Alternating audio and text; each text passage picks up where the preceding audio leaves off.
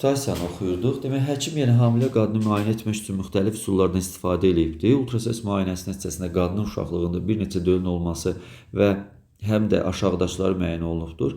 Yəni, birinci sual izah edəndə şəkil çəkmişdim. Qadın uşaqlığında yaranan cift sayı 3 idi, göbək ciyəsi 4 idi və bunu qeyd eləmişdik. Burada 3 dənə cift, C yazdığım ciftlər idi.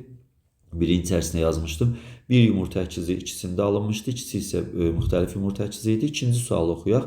Burada deyirdi ki, mayalanmada bilavasitə iştirak edən qametlərin ikisində Y vardı. Deməli, mayalanmada iştirak edən 2 dənə Y vardı. Bir də deyirdi ki, döllərin somatik hüceyrələrinin hər dölün bir hüceyrəsi götürülübdür. Bir növəsinə cəmi minimum neçə X xromosom olduğunu hesablayın. Yəni, bilavasitə iştirak edən qametlərin ikisində Y xromosomu vardı. Tamam, gəlin biz bunu belə eləyək. Bunu buradan elektroensefaloqraf cihazını silirəm və burada yazaq. Deməli, baxı diqqətlə bir erkək qamet iştirak edirdi, bir dişi qamet iştirak edirdi. Qametləri biraz iri çəkək. Məsəl üçün, yumurta hüceyrə budur, deyək ki, spermatozoid budur. Və burada bir yumurta əkizlərinin yaranmasında iştirak edən qametləri yazdıq. Bir də müxtəlif yumurta əkizlərin iştirak etməsində buradan zigot yaranırdı. Zigotdan da ruşeym yaranırdı. Ruşeymlə də təbii ki, inkişaf eləyəcəkdir. Və burada müxtəlif yumurta əkizlərin yaranmasını qeyd eləyək. Müxtəlif yumurta əkizləri, deyək ki, bu ikisi birləşirdi, spermatozoid və yumurta hüceyrə. Bu ikisi də birləşirdi, spermatozoid, yumurta hüceyrə. Və bunlar bunun yenə zigotu yaradacaqdır. Və zigot yaranırdı yenə burada. Zigotdan da ruşeym yaranırdı. Yenə ciftin yaranması göstəriləcək. Tamam, bu ikisi də birləşəcəkdir bir yerdə. Yaxşı, bəs bunların yaranmasında bizim məsələnin şərtində bir söz deyir. Deyir ki, mayalanmada bilavasitə iştirak edən qametlərin ikisində Y xromosom olduğunu bilərək. Mayalanmada bilavasitə iştirak edən qametlərin ikisində Y varsa,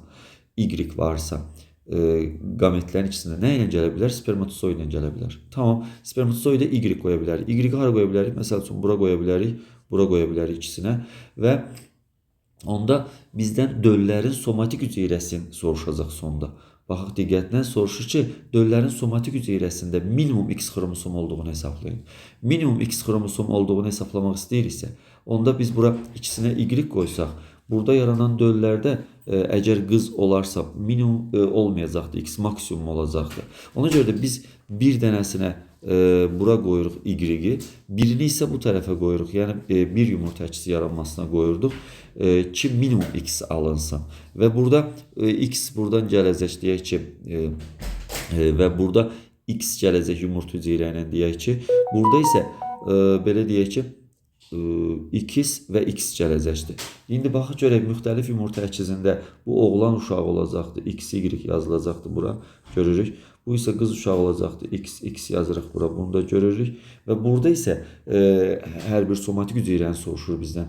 Əmələ gələn X, Y olduğu üçün ikisi də oğlan olacaqdır, X, Y olacaqdır. X, Y və burada da X, Y olacaqdır, bunu da görürük burada. Hər bir somatik hüceyrədə cəmi neçə X xromosom olur? Minimum tapdıq biz. Minimum sayanda baxırıq. 1, 2, 3, 4, 5 dənə demək olar ki, minimum X xromosomuna rast gəlmiş olarıq. 5 dənə X-ə rast gəlmiş oluruq. Deməli, bu döllərin somatik hüceyrəsində X xromosomların sayının minimum olması üçün Y xromosomlu qametlərin biri eyni yumurta əkizinə düşdü. Görürük yəqin ki, biri eyni yumurta əkizinə qoyduq Y-i, birini isə digərinə qoyduq. Tərsinə, əksinə eləsəydik, yəni müxtəlif yumurta əkizlərinə qoysaydıq hər iki Y-i, onda bizim eyni yumurta əkizlərində avtomatik hər bir hüceyrədə 2 dənə, cəmi 4 dənə X alınacaqdı.